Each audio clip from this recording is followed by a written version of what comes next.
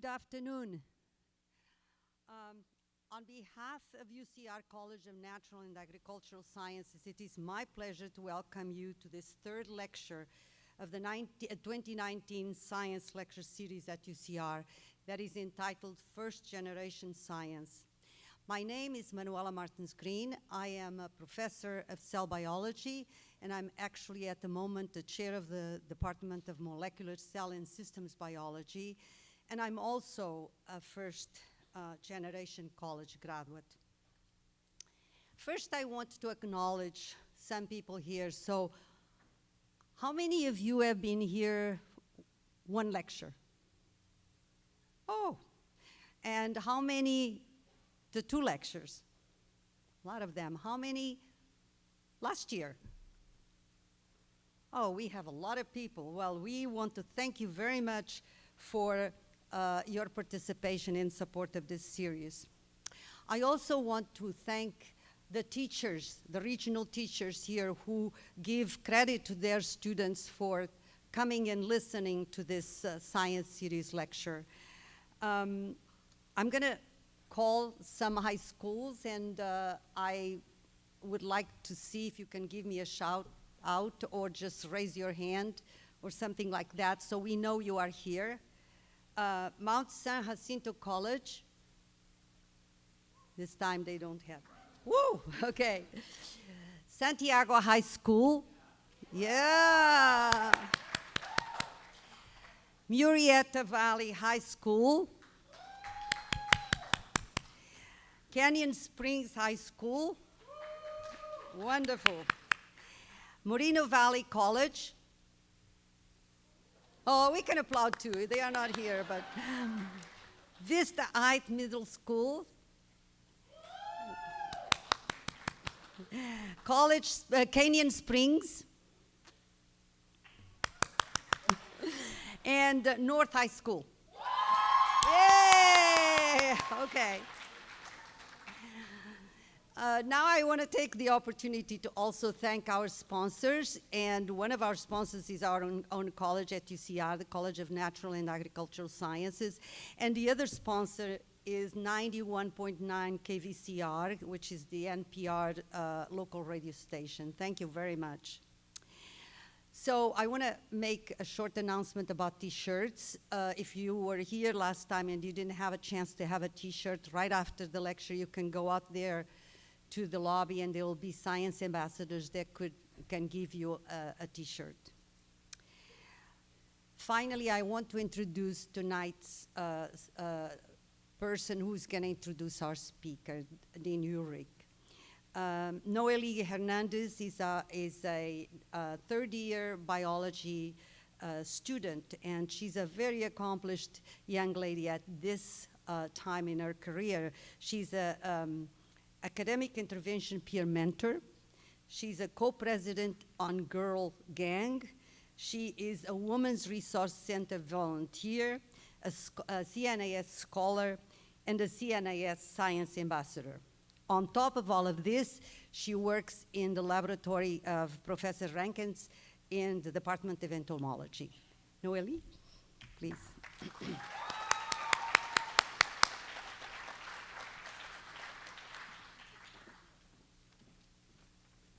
Hi, everybody. Hi, awesome. Okay, good evening.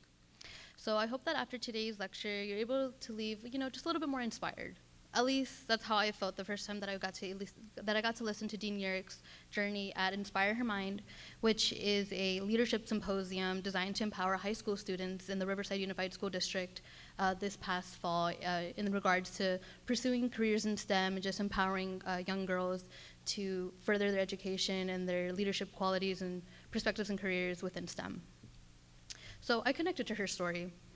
Being a first-generation student myself, I understood the fear of having to grapple college applications when there's no one else at home that can, fill them out for you or fill out a FAFSA and just kind of have the application process. Also, having to deal with setting aside family responsibilities in order to pursue your own career, which at times could also feel like, oh, I want to do this for myself, but I have people at home that depend on me, and I have almost a dual responsibility to both.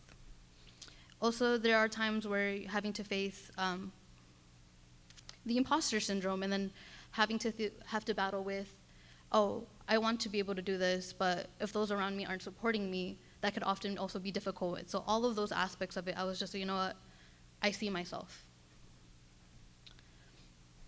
However, all it took was a leap of faith and a passion for science, and Dean Uhrich was able to bypass all of the obstacles and continued her journey as a scientist. Now, I can stand here and list all of the startup companies that her work on biodegradable polymers has launched, or the more than 50 patents she's been able to issue, or even the 170 peer-reviewed articles and all of the organizations she's a part of, such as the American Chemical Society and the National Academy of Inventors, but I'd be here all night and we wouldn't be able to get to the great presentation before us. But I feel that although all of those great things are amazing, it fails to highlight an integral aspect of what makes her a remarkable individual. Dean Uhrich's curiosity of how the world works, specifically in the nature of bioactive polymers, has opened the doors for her scientific career. However, she keeps those doors open and allows others to join in on the discussion. She's a mentor, educator, and a gatekeeper for our community, in furthering research by giving a platform to new minds to learn and grow. She lives her life unapologetically, and in turn inspires a new generation to follow their passions and see where the science takes them. So please help me welcome Dean Uhrich.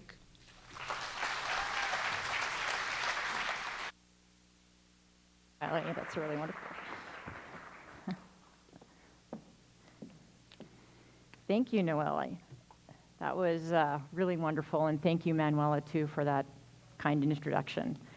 What I'm going to share with you today is a story about eyes. I'm going to talk about invention, innovation, and inspiration. And I'm going to start my story with my own story.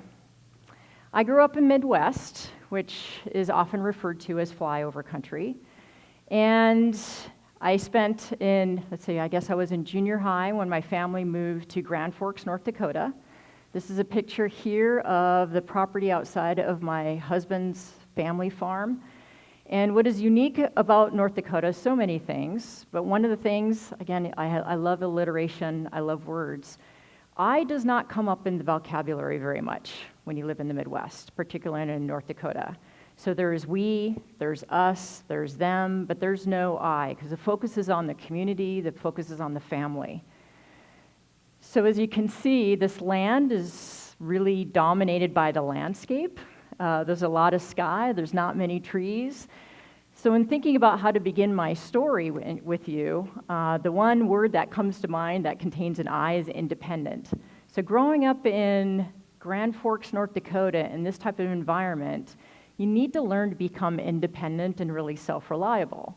So I'm showing a picture here. This is what it looks like during the summer, but imagine in the winter when you have piles of snow, and I am addicted to the Weather Channel because I'm always trying to figure out what's happening in the world.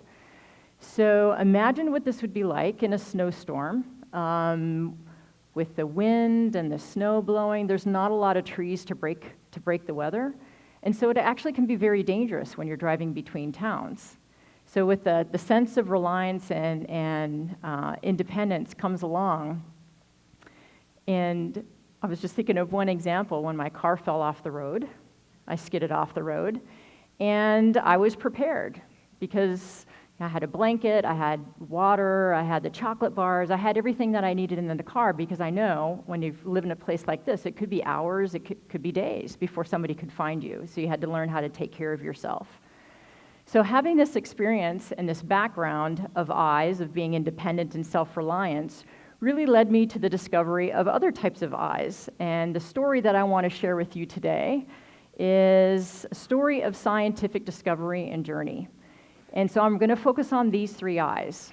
And as you'll learn today, I like words, I like the alliteration. So we're going to start with the invention. I'm going to move into inspiration after sharing you some stories about innovation.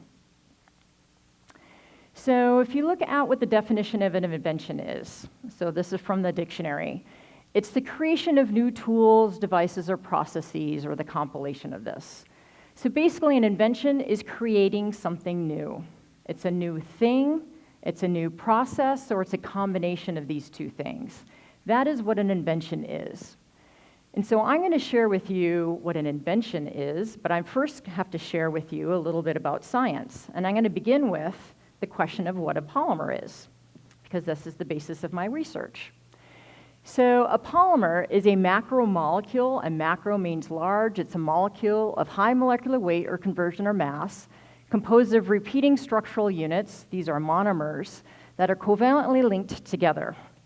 And so that sounds very sciencey and very geeky, and so what I'm going to do is just show you exactly what this means in terms of the demonstration here. So the idea is when you have a polymer, poly means many, like a polygon, mer basically means a repeat unit.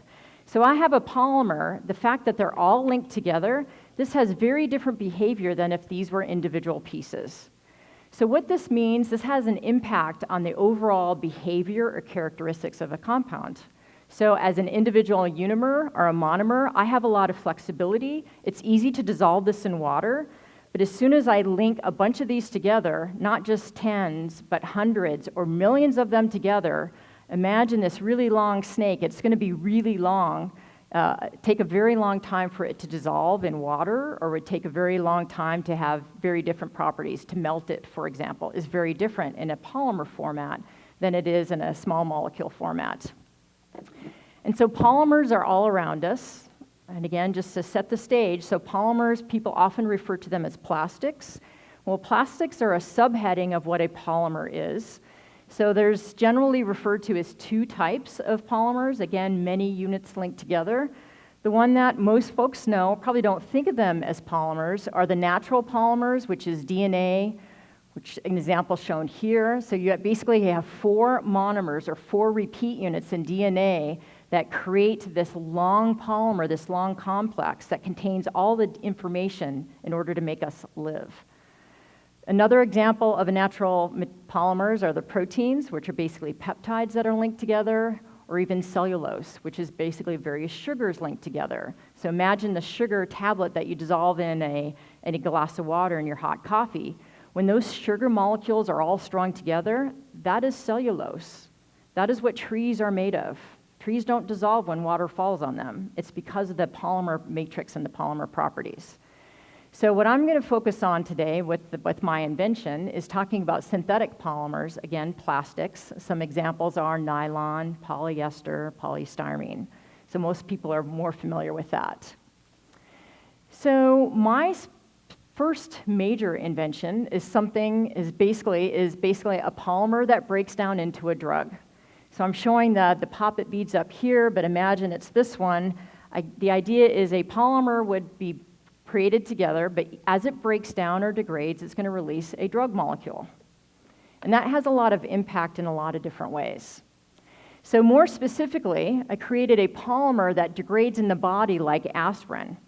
Actually, aspirin is acetyl salicylic acid. It hydrolyzes into something called salicylic acid. So essentially, I'm making a polymer that has some functionality, but that breaks down into salicylic acid. And one of the questions you might be considering, or you should be considering, is what I call the so what moment. So what if that happens? So what if you have a polymer that breaks down into something important? Well, one of the major advantages of having a polymer, a long molecule versus a small molecule, is that you can get something called sustained release. Because it's so long, its solubility properties are very different. And let's just focus on that. Because it's so long, it can get sustained release characteristics. They also refer to it as delayed release or controlled release. You put this polymer in water, and it's going to take not just a couple minutes. Take an aspirin tablet, put it in water, shake it around. It's going to take a couple minutes to solubilize. Take the same thing in a polymer format or a plastic format. Depending on how we design it, it could take hours, it could take days, or it can take years to completely solubilize. But nonetheless, it will still break down into salicylic acid just like aspirin does. So an important advantage of this idea or this invention is to be able to make a polymer or plastic that breaks down into a bioactive or a drug molecule. So again, showing a little bit more chemistry here, I refer to aspirin as acetyl salicylic acid. So essentially aspirin hydrolyzes, specifically this ester bond right here. It hydrolyzes to form one equivalent of salicylic acid and one equivalent of acetic acid, which is essentially one of the active components in vinegar. So this hydrolysis occurs actually anywhere from, it has a half-life of about 15 minutes in your stomach, but then it starts to circulate through the bloodstream as it permeates through. And so it has a very active half-life in vivo, anywhere from 2 to 20 hours, depending upon your diet, when you ate, time of day, etc. And so what is interesting about salicylic acid and other related compounds, it's a non-steroidal anti-inflammatory drug, or an NSAID, are also known as a COX-1 and COX-2 inhibitor. So as you're thinking about the advantages of a polymer or plastic that breaks down in the salicylic acid, you can start to think about, well, salicylic acid, how does that compare to aspirin alone? Again, they're both analgesic, meaning they both relieve pain. They're both antipyretic, meaning they'll both reduce your fever. They're both anti-inflammatory, so they'll both reduce inflammation in various wounds, for example. And interesting, both are bactericidal, meaning they're mildly antimicrobial, which means they have an impact on microbes or microorganisms. They're both keratolytic, which means it will cause the top layer of your skin to slough off. And so if you look at a lot of different beauty care products, a lot of them do contain a salicylic acid or lactic acid, which is very equivalent. What they do not have in common is that salicylic acid is not antiplatelet. And that's going to be important as we started to develop our technology a little bit later, because it works through a different biological cycle. But in terms of potency, the salicylic acid is very equivalent to aspirin in terms of how it behaves in terms of anti-inflammatory or analgesic characteristics. So getting back into a polymer that breaks down into a drug. And actually this idea is much larger. It's not just salicylic acid. There's a whole variety of various bioactives or various drugs that we've investigated. But for this particular story, I'm going to stick with the salicylic acid. I'm going to stick with the salicylic acid, and I'm going to show at least one synthesis. This is fairly straightforward. Again, refer to this as PolyAspirin. It's not correct scientific nomenclature. But I came up with the idea because when I was explaining this to my grandma what I did, the idea is you have a polymer plastic that hydrolyzes into compounds. In this case, it's salicylic acid, just like aspirin does. And what is key about this polymer, what I'm showing here is the one repeat unit, which is effectively this unit here. So I have a salicylic acid shown in red here with what I refer to as a green linker unit. And so what is key about this technology, one, not only is it releasing this bioactive, but I'm also making this entire polymer completely safe and biocompatible. Because sebacic acid is used a lot of drug delivery systems. It's actually naturally occurring in nature too. So every component of this is safe for the body and can be consumed, which is an important characteristic. So another key feature about a polymer or plastic is that by doing so, by controlling the chemistry, and I'm not going to spend any time, but this linker is really key to the technology, because if you make this really long, the polymer has a lot of flexibility. If you make it short, the polymer is very rigid and has very, very different behaviors and characteristics. But regardless of how we put this together, what we find is that when we have a material now, we have the ability to have a localized release. So what that means is how aspirin works right now. You take it orally, it breaks down in your stomach, it's systemic, it gets released everywhere from the top of your head to your tip of your toe. That's you can find salicylic acid. But if you have a toothache, you don't need it everywhere. You don't need it systemically. Ideally, you'd want to have it localized. So one of the early ideas is why not place it exactly there, that if you had a tooth pulled, for example, so you place your polymer, your plastic exactly there, and that's where it releases the salicylic acid. Or you have a hip implant, it's a metal piece. What if you take this metal piece and coat it with our polymer, and after it's implanted, it slowly breaks down, it's only releasing the salicylic acid where it needs to be, it's not going systemic. You put it on the medical device, you do it in a very controlled way, and you're getting the longer-term capability of the drug delivery. So here's an example of what I mean by various devices and various structures of the polymer. I'm showing the example, the plastic example up here, but really what we can do with the polymer is you can format it into different ways and things that you can do with a polymer version that you can't do with an aspirin version.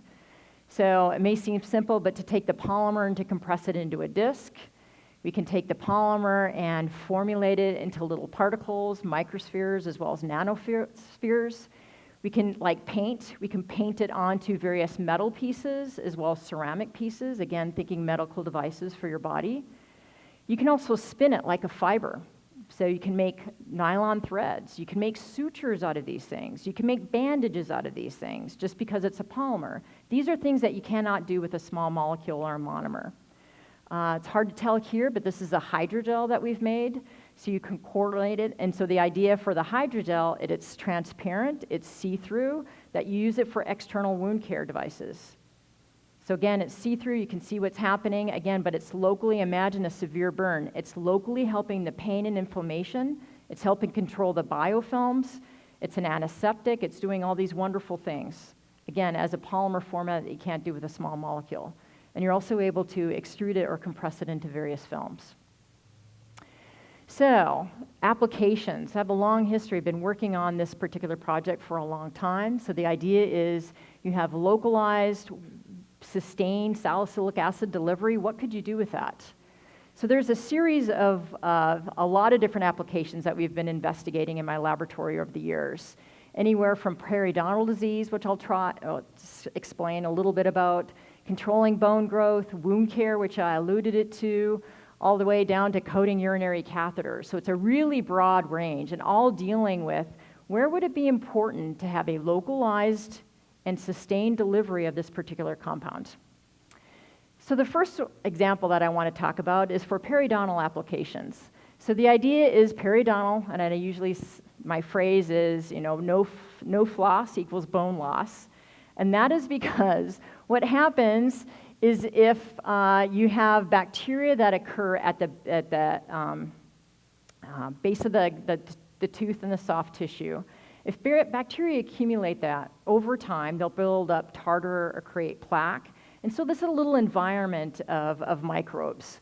And so what happens when you have this tartar and plaque buildup, what happens is they start to exude compounds that cause the bone holding your tooth to resorb. So what that means is when you get to periodontal disease, imagine this is your tooth, this is your bone, it's not attacking, periodontal disease is not attacking the tooth, it's essentially affecting the bone. So if you lose your tooth, it's because you're losing your bone. And so on the next slide, I'm going to show what is a fairly dramatic issue. My husband told me not to show this one, but I'm a geeky girl scientist, so I'm going to show it anyway. But some people may want to look down. So this is an example of a surgery that my collaborator, Mark Reynolds, was doing in Maryland. So the idea is this is after all the plaque has been cleared off. It's a very healthy tooth, but you can see you can put the probe underneath the tooth, between the joint there. And actually the gum looks reasonably healthy. It's there, it's white, it's not as good as, it's not like it's all ucky. It's just the fact that that bone has been eroded. It happened pretty quickly. And so I got into this area way back when the late 1990s with NIH grants, learning that 80% of Americans have some form of periodontal disease, usually over the age of 55. And again, basically, it's because you get bacteria that are building up, turn into plaque, that in turn causes inflammation. So it seemed it is a perfect good avenue for the salicylic acid. So in thinking about, okay, how do you address this disease? Working with periodontal surgeons, going in and see how they do the surgeries was really phenomenal for us. Because then I learned that how do they treat the disease right now? They take various fibers and wrap it around the base of the tooth, and these fibers release an antimicrobial. Or you can make little particles that they inject into the periodontal pocket. Or they can also have a gel that they can ooze into the periodontal pocket. And what is most inexpensive, most widely used, is something called a periochip. So after they do the surgery, they'll peel back the gum a little bit, insert this, I know some people are squirming, insert this chip in there and close it up. And so to me, this is inspiring because I'm watching how they do these surgeries. I'm like, oh, well, Here we go. Oh, I got ahead of myself. Okay, we can make fibers. We know how to do that. Particles, microparticles, we can do that. The same thing.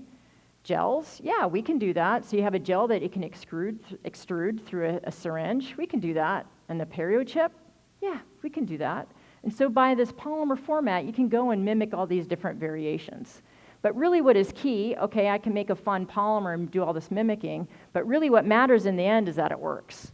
And another slide that my husband told me not to show, but I think it's really awesome. So this is one of our first examples of animal studies that we did way back when. And so what we did is make an incision between the tooth and the gum and the hard bone and implanted our polymer on one side and a control polymer on the other side. And so what this does pretty simply in my mind show both the sustained characteristics as well as the localized characteristics. So this is what we're looking at is the roof of a mouse mouth. So it's about this big, so it's really small. So imagine your thumb, and you make an incision, you're replacing our polymer strip here and another polymer strip here. What you should be able to, this looks all white and puffy and swollen after 4 days, and it is. So if you can look at all the histology, you can see all the inflammation that is occurring in this particular region. So that wasn't so much of a surprise. What I thought was really intriguing is it really clearly shows you the localized aspect. I mean, it's only a couple basically a centimeter away, and it's only affecting that area where it was implanted, not the entire roof of the mouth. And so that was something that we've been able to monitor for a period of time. So after decades, really, of working on this with natural NIH funding, I was actually showing this last example of a mouse model at an American Chemical Society meeting, and was very intrigued about this, and that got me into the next world of innovation.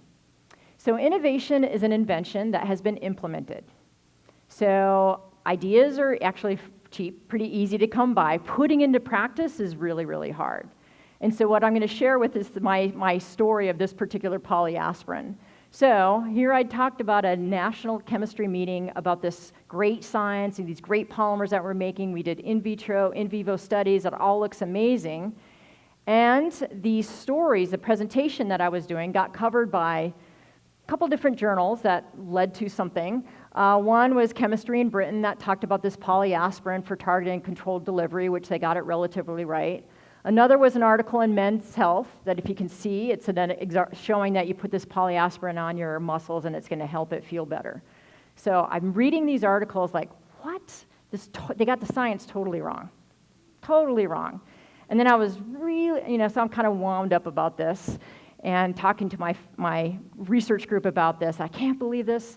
And then really within a couple weeks, I got a call from somebody, a very high-level person at Johnson & Johnson.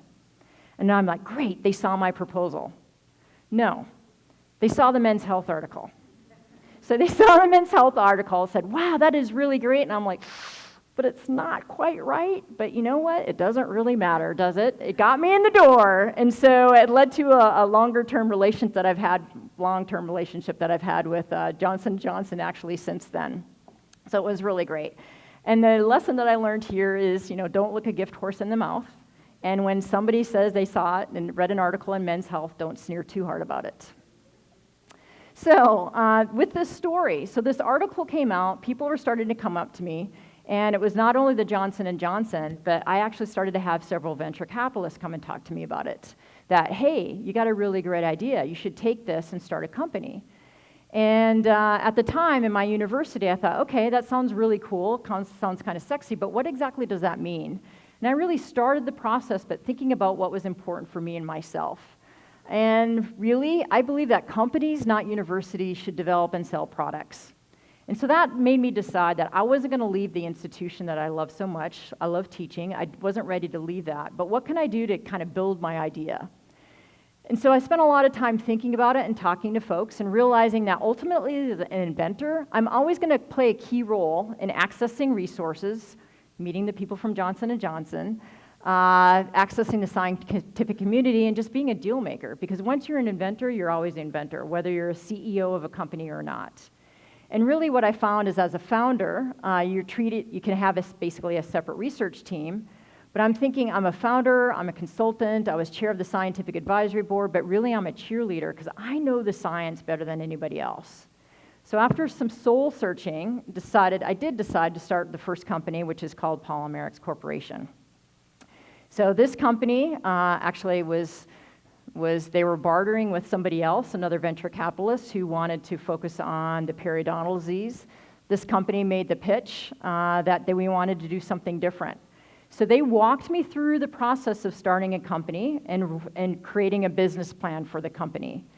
And I look at this in the business plan for the scientific folks in the audience, writing a business plan and what you're going to do, a lot of basic questions. What are you going to do? Who's your competition? How are you any different from anybody else?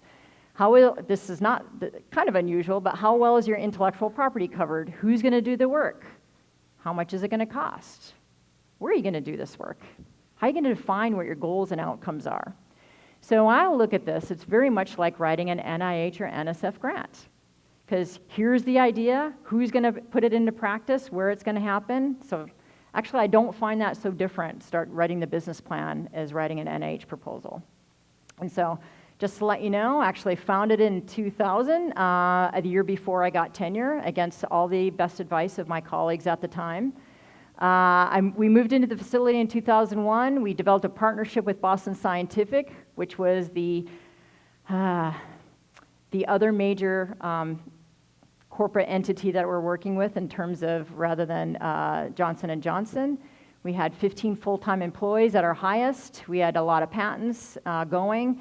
And at the time, we had raised $15 million, and we're seeking to raise another $5 million for products to go through a certain methodology.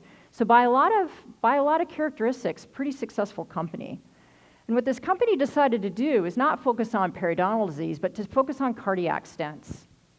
So a little primer on what cardiac stents are. Cardiac stents are basically small metal meshes that you put in your artery, that are placed in the artery in order to increase blood flow to your heart, a pretty important thing.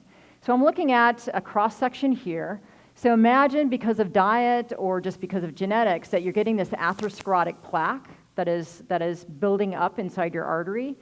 So basically what they do, and I have to show this, you put in something that is very small and tiny. It's fed up through the iliac vein into your heart. It's placed on a balloon. It's expanded. And you end up pushing all this gunk, basically, to the side of the artery. But that enables blood to flow through. So what is really key about this, okay, it's a small metal stent. And at the time, typically what is done is that they put a lot of anti-proliferative drugs on the surface of this to prevent scar tissue from forming. So what you find is that about 10 to 15% of the time, scar tissue will reform and it'll occlude again. So what they find is that these anti-proliferatives, you can control this by having a non-degradable polymer coating. So that polymer is going to be on this metal stent for a long time. And what Polymerix said, hey, what we can do is have this degradable polymer on the surface of this metal stent. And that would meet a lot of great biological requirements. We know it's safe and biocompatible. We wanted it to be non-thromogenic, which is a good characteristic. Again, this is releasing salicylic acid, which is not any platelet. The drug release needs to occur over a period of days to weeks. After that, the right type of tissue will grow over it, and it's just going to be completely encompassed into the right type of tissue. So overall, we wanted to make sure that it reduces this in-stent restenosis, forming the fibrous tissue again. There's also physical requirements. You wanted to make sure that their polymer adhered really well to the metal, because at the time, way back when, I call it the paint on a bridge problem.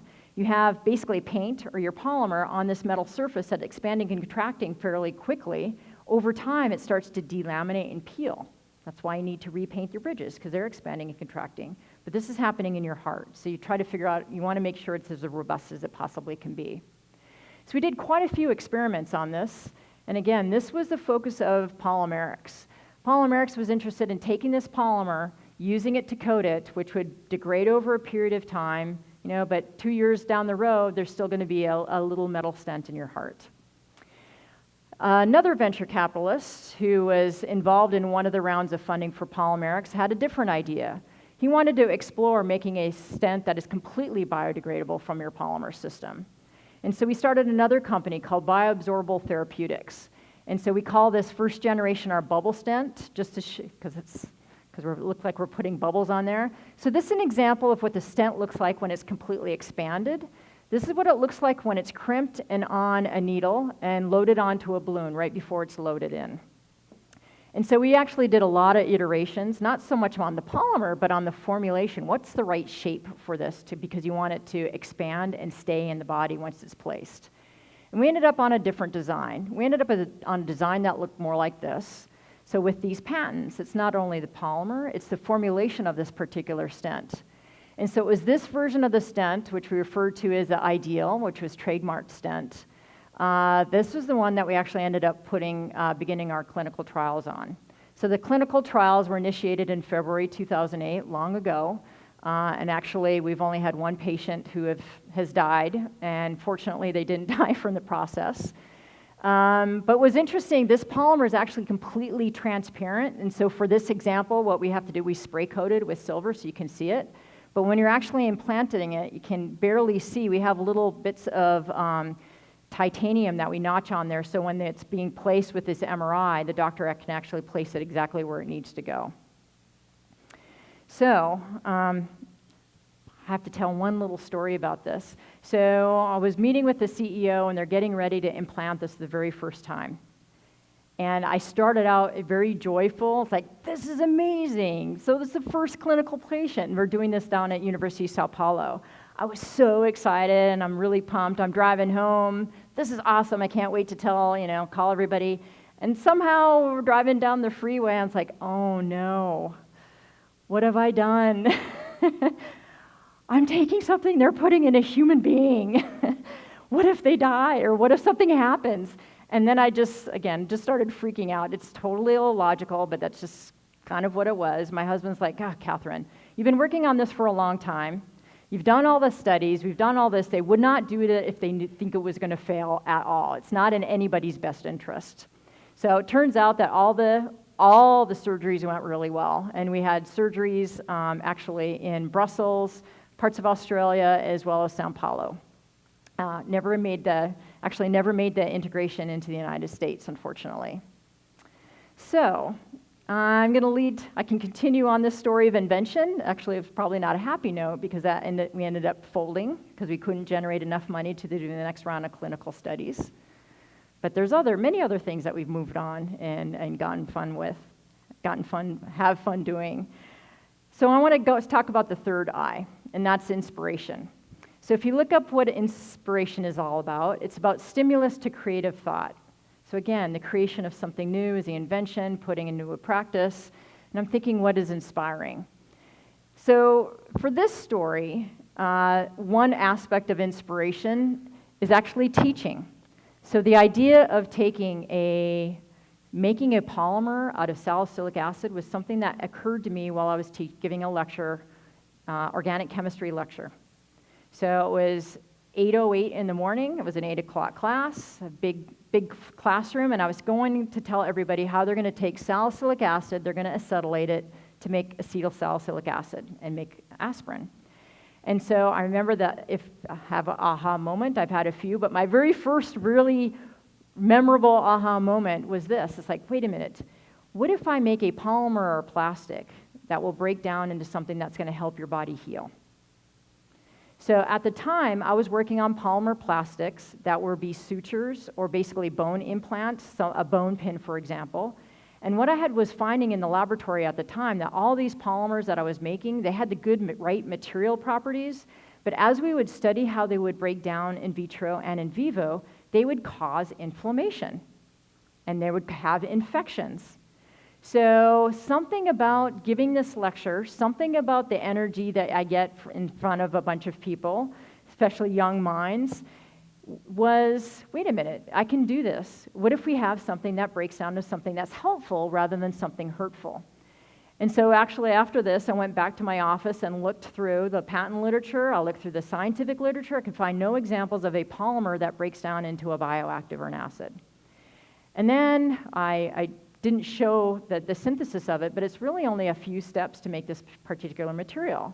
So I sketched out with a sophomore working in my laboratory.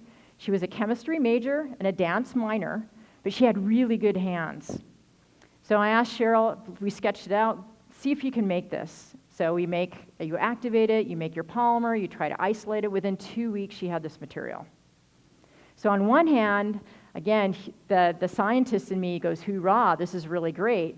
But part of that is difficult too, though, because wait a minute, if you're a synthetic chemist, usually the more steps you have, the more amazing and interesting it is. You know, if it takes 50 steps, then it's really something. I just came up with an idea that really in 2 or 3 steps, you can get this particular system. And it was done by, the very first example was done by a sophomore. So I had to kind of get over, you know what, simplicity is good. Again, I'm a big fan of the KISS principle, to keep it simple, stupid. You know, sometimes that is really, really good. So, actually it was really powerful, because then, again, the inspiration of being in front of all these young people and just having the opportunity to address questions was really powerful for me. So another aspect of inspiration that I want to bring up is my family. So this is the house that I grew up in. And I was the first of 4 kids, so with my mom and my dad. My dad was a cop. My mom worked at a gas station to help ends meet. And on Fridays, Dad would take us all to the races, and so he would earn a little bit more money, and I think that's where I got my I like to drive fast car thing. But I look at this, and it's not much means. Neither of my parents went to college, and my brothers and sisters ended up not going to college either. In fact, they all kind of tease me that I'm still in college. I am still in college. But just being in this environment, while we had very little means growing up, they always supported me in whatever I wanted to do. So weirdly enough, they never encouraged me to go to college, but they also didn't discourage me from doing anything. If I think about it, really their mentality was, hey, you know, whatever you think you can do, we're behind you, we're going to support you. So really having my family believe in me was really a source of inspiration. So if I think about this, it's so inspirational to think that these folks who really had very little at some levels believed in a little girl from the Midwest who thought she wanted to go on to be a scientist and make some inventions and figure out how things worked, a little girl who wanted to be a teacher and to be a professor, a little girl who decided, you know, I think I want to go to college, and maybe not just college, get a PhD, and a little girl who actually became a dean, and then had the opportunity to move here. So the inspiration that I find is from UCR, why I'm here, why it's so amazing, is it trains and it teaches, it provides a world-class education to people who are like me. So a large majority of our students are first generation, like I am. A large majority of our students come from a lower, different economic strata, like me, and yet we give the opportunities, and we can share that joy and passion with so many different people. And so just the mission and the campus and the community of UCR, I also find really inspirational. So with that, I want to thank you for letting me share my story, share my passion, and share my joy. Thank you.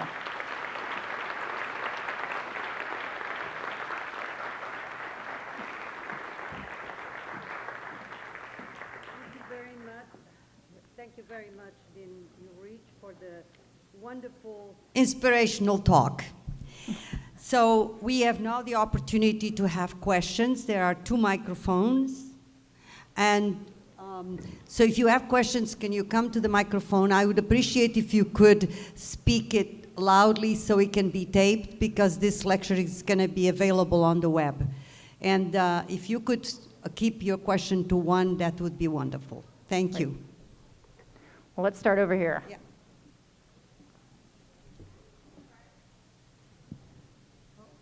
Is it on?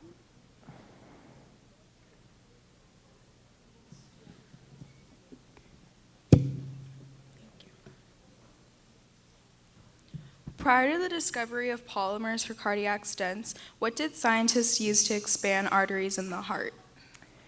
So what they would do to expand arteries in the heart was just a plain piece of metal stent that they would put in there. Before that, they were doing open heart surgery, opening it up, cutting things out. But the cardiac stent, actually, the small stent, was a big invention because you didn't have to open everybody up. You can insert it through a vein and get it to the heart. So basically, we built upon that. Thank you.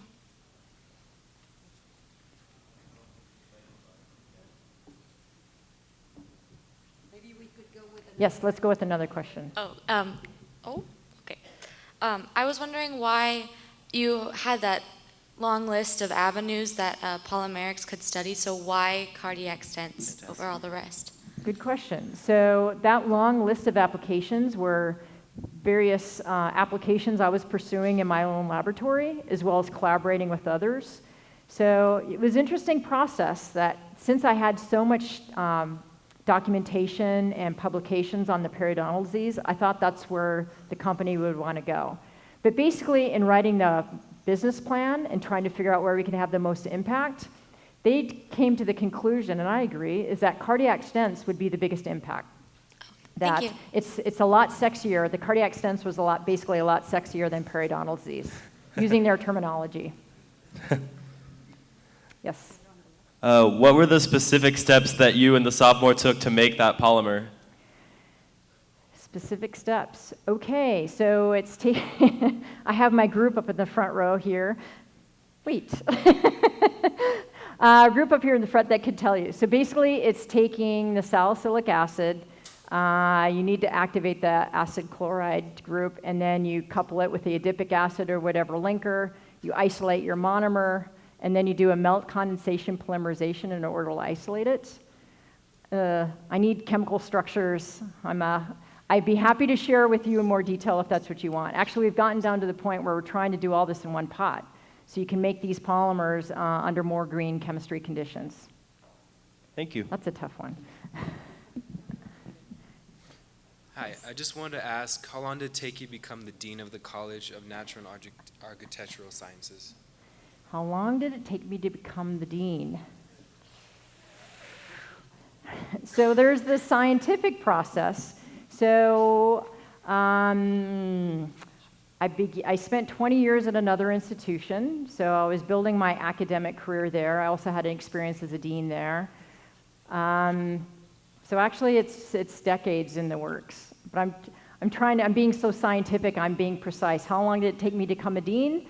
I got the offer. I said yes. It was like milliseconds. It was that quick. So technically, it was very quick. But it was just, building a career of mentoring students, teaching, doing research, doing service. I mean, it took a long time really to get me here. All right, thank you. How did you find that the ideal stent was more fit for the clinical trials you conducted? So the ideal stent, how did we find it was the best one? We tried a bunch of different formats, and actually we made a pretend heart, basically. And so we were stressing all these different types of stent structures that we had, and we came up with the ideal one because it was the most robust. So we started out with mechanical testing, and then we moved into pigs. Pigs are the closest approximation before you move into humans in terms of cardiac stents, and so that's kind of the typical thing. So it took a couple years of testing to get us there. Thank you. Welcome. What led you to continue your education if you didn't have parents that went to college and any influences in your family? Stubbornness. Yeah, I mean, I'll just say, it was really hard. I decided that I was going to I went to the University of North Dakota. I decided I was going to live at home. And, a story I shouldn't tell, but I will. I was living at home, and I was coming home a little bit after midnight all the time, my first semester. My dad's a cop who knows the worst of the worst, and he's like, "What are you doing? You're coming home late." It's like, "Dad, I'm studying. The library closes at midnight. That's how long it takes me to walk from the library." And he just didn't get it, just didn't believe me. So we had a big fight. It's like, fine, I'm moving out. And I was just remember I was so mad. He just really didn't understand what it took. They also, I know that they're really proud of me, but then when they could see what I was going through, there was just not a lot of connection. And I think really what got me through it is that somehow what they had instilled in me is a belief in myself and that I could do it. So that carried me through. Trying to understand and talk with them on the specific circumstances was complicated and difficult, and it's still kind of weird, because I'm still the black sheep of my family. And I'm comfortable with that, I'll own that, but it is weird for me to go back home and then talk. My brothers do road construction, and my sister works in a nursing home. So just try to share that relationship and joy that I have for science, and how do you translate back to the family? It's complicated. Thank you. You're welcome. Oh, hi. What advice do you have for young women in STEM fields? What advice I have for women in Stent fields? Stick with it. Basically, you can do it. There's no difference, how your brain works, there's no different male or female in terms of doing science. You may have different approaches and kind of think about it differently, but really, in terms of academic abilities, there's no difference. So I'd say, despite what anybody may say or think, I can tell you can do it. Thank you. Hi. I think your work here is absolutely amazing, but you said something that really caught my attention, and that was that your stent was used in Sao Paulo, Brussels, but not necessarily the United States. I've had a lot of experience with medical implants, believe me, and I was really wondering why it is so hard in the US to have a lot of this stuff used. I mean, is it just the process that they have to go through with the FDA, or what? Because it seems like there's a lot of your kind of work that's wonderful being done in Europe and in Japan, and yet here we don't even hear that much about it. And I was just wondering why. Okay, so we have a different set of criteria, and you have to go through the FDA to get medical devices approved. So this is what was hard too. Scientifically, we had the right materials, but what happened at the time when we're trying to raise enough money to do the clinical trials in the United States, to validate in the United States, we just couldn't get the next round of dollars. And basically that happened in 2008 when the market crashed. So it was called a Series D. So you get everybody in a room, it's like, okay, I'll put in some if you put in some, and it crashed in the United States. I'm sure we could have waited a couple years and went back to it. By that time I'd moved on to something else. But just fundamentally, this is something to consider. So again, the United States has this really great system in terms of doing new research and moving along. And there's other examples of good stents that have come along too. Again, just not in the United States for this particular system. Well, thank you. Welcome. One last. Hello. I was wondering what other challenges Polymerix faced when starting up and developing the stent. So I'd say there's a challenge I talked about just in terms of raising $20 million is a lot of work. So that's a challenge.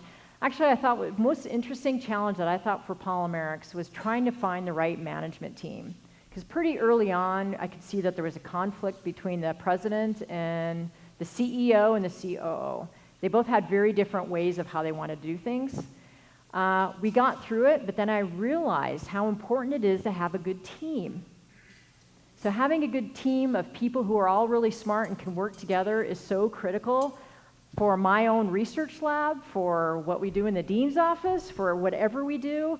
And just to see this in another example, it's like, all the science is pointing in the right direction. This is really awesome. And what is slowing us down is that these two people can't get along. So that was really the biggest challenge, because we had to put them in different rooms as we're out trying to fundraise, and it just doesn't look good. Is when you're trading off, it's like, okay, he's coming in and then she's coming in. And people can read that vibe. And investors want to invest in teams. Thank you. Okay, one. Hi. You mentioned that salicylic acid is not antiplatelet. I was wondering what the significance of that was. So what that meant is the fact that that it doesn't have blood thinning characteristics, that it was okay to use it on a cardiac stent. Because imagine if it is on a cardiac stent and it was blood thinning, there was a concern that would cause problems in terms of the healing process and in terms of the surgery itself. So interesting enough, the fact that the salicylic acid is not blood thinning was a great advantage for us when we're doing the cell in terms of the cardiac stents. Thank you. Welcome. Well, one more round of applause for our dean for the outstanding talk. Thank you. Thank you.